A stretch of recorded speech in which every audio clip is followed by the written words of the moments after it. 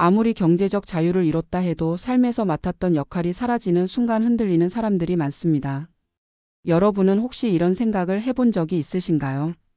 일을 떠났는데 예상보다 마음이 더 크게 흔들린다거나 돈은 충분한데도 정작 일상의 무게중심이 사라진 느낌이 든다는 생각 말입니다. 오늘은 바로 그 지점을 파고들어 보려 합니다. 역할 상실이 파이어족을 어떻게 흔들고 왜 돈의 문제가 아닌 마음의 문제가 되는지를 실제 사례와 함께 이야기해 보겠습니다. 서울에 사는 47세 조기 은퇴자 한 분은 이렇게 말했습니다. 회사 다닐 땐 하루가 버거울 만큼 바빴는데 은퇴하고 나니 세상이 저 없이도 너무 잘 돌아가더라고요.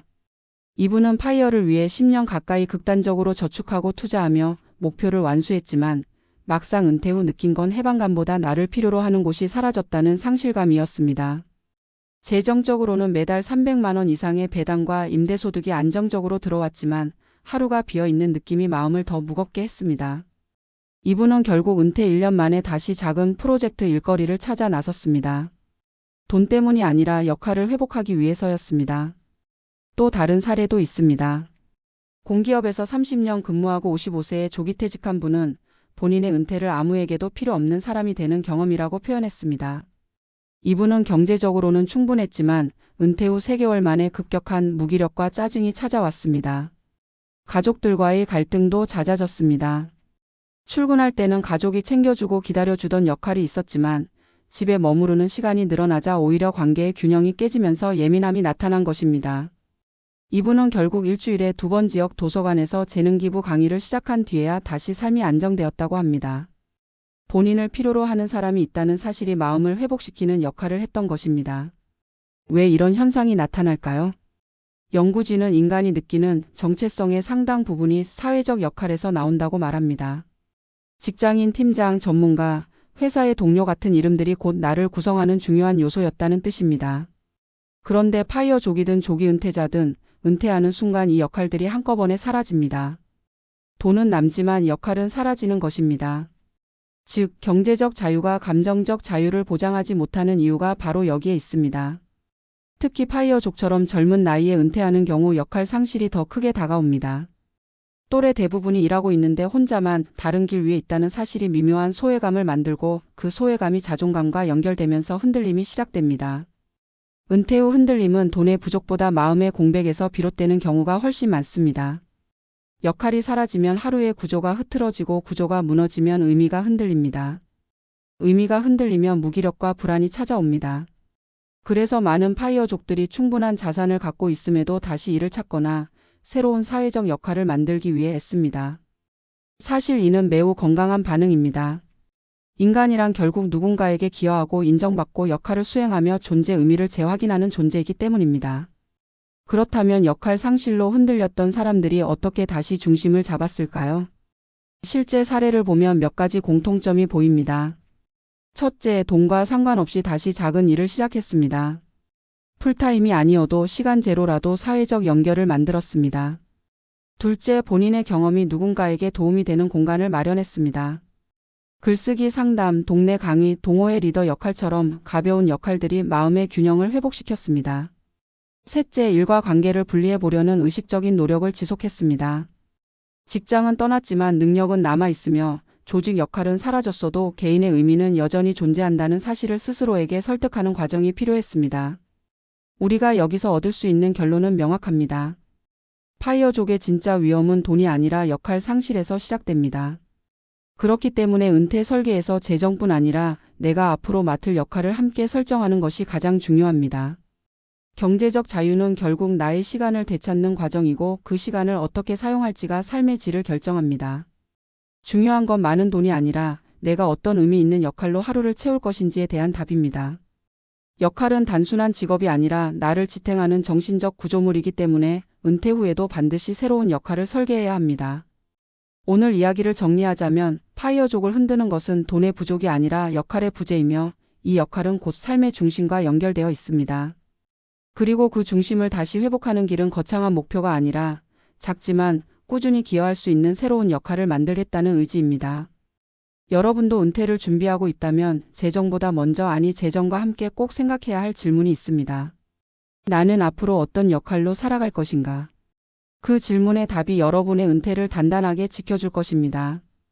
역할 상실은 파이어족뿐 아니라 모든 은퇴자가 공통적으로 마주하는 깊은 심리적 균열이며, 이 균열은 돈이 아닌 정체성의 문제에서 비롯된다.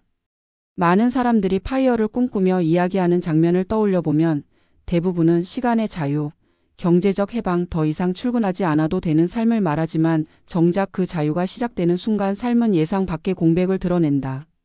그동안 내가 가진 능력과 성실함이 매일의 업무를 통해 증명되었고, 누군가가 나를 필요로 했으며, 그 필요는 곧 존재 가치가 되었는데, 출근하지 않는 순간 이 가치의 일부가 사라진 듯한 느낌이 찾아온다.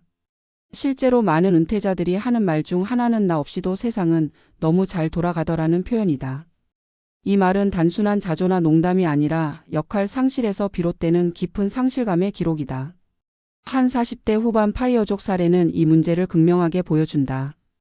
그는 빠듯한 월급에서도 철저한 절약과 꾸준한 투자로 이른 나이에 경제적 자유를 얻었고, 회사를 떠나는 날 누구보다 큰 성취감을 느꼈다.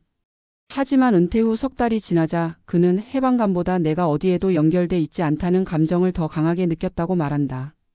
회사에 이메일이 울리지 않고 이름을 부르는 동료가 사라지고, 내가 결정하던 일들이 더 이상 존재하지 않는다는 사실이 시간이 갈수록 마음을 허물어뜨렸다. 충분한 자산이 있음에도 매일의 루틴이 무너지고 하루의 구조가 없어지자 그는 점점 자신이 작아지는 느낌을 받았다고 한다. 결국 그는 단순한 파트타임 업무라도 맡아야 다시 균형을 회복할 수 있었다고 말한다. 돈을 벌기 위해서가 아니라 다시 누군가에게 필요해지고 싶어서였다는 고백은 은퇴 심리의 핵심을 정확히 보여준다. 또 다른 사례는 55세에 조기퇴직한 전직 공기업 간부의 이야기다.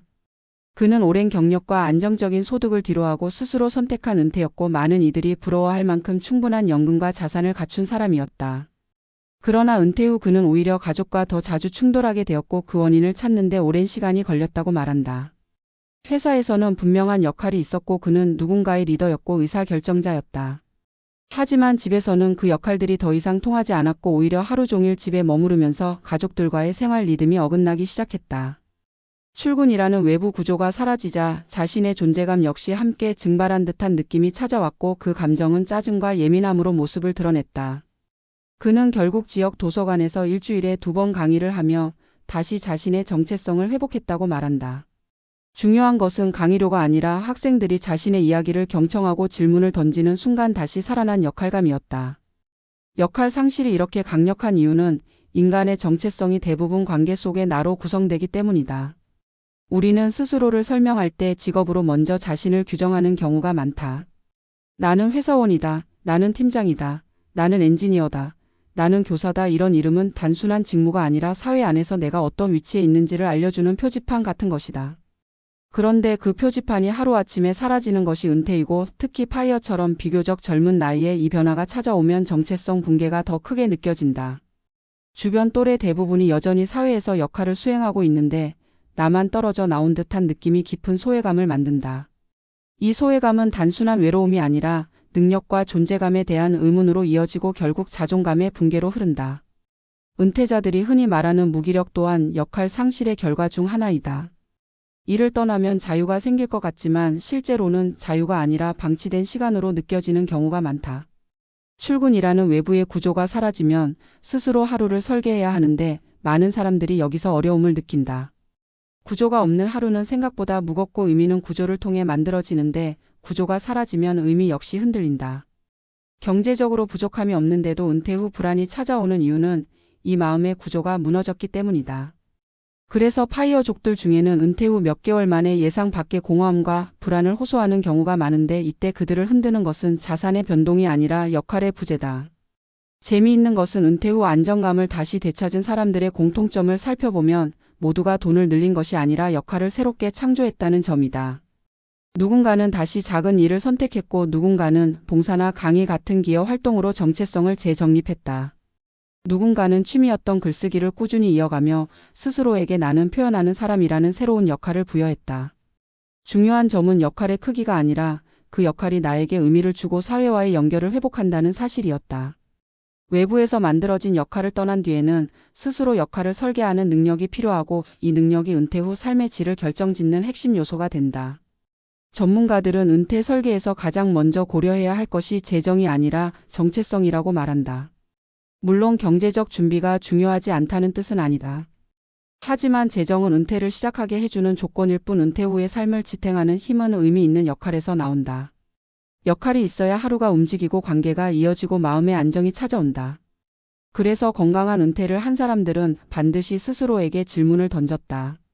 앞으로 나는 어떤 역할로 살아갈 것인가, 누구에게 어떤 가치를 주고 싶은가, 어떤 방식으로 사회와 연결되어 있고 싶은가. 이런 질문이 선명해질수록 은퇴 후 흔들림은 줄어든다. 결국 파이어족을 흔드는 것은 돈의 부족이 아니라 역할의 부재이며, 역할은 단순한 직업이 아니라 존재의 뿌리라는 사실을 기억해야 한다. 많은 사람들이 은퇴를 꿈꾸지만 정작 준비해야 할 것은 자유로운 시간이 아니라 그 시간을 채울 의미다. 은퇴는 끝이 아니라 재설계의 시작이고, 그 재설계의 중심에는 새로운 역할이 있어야 한다. 자신이 가진 경험과 재능을 누구에게 어떻게 나누며 다시 사회와 연결될 것인지 고민하는 과정에서 비로소 은퇴는 자유가 아닌 성장으로 이어진다. 오늘 이 글을 읽는 여러분도 언젠가 은퇴를 맞이할 것이다. 그 순간이 두렵지 않으려면 재정 준비와 함께 반드시 마음속에 이 질문을 담아두어야 한다. 나는 어떤 역할로 남고 싶은가? 이 질문의 답을 찾는 과정이 바로 흔들리지 않는 은퇴를 만드는 가장 확실한 길이다.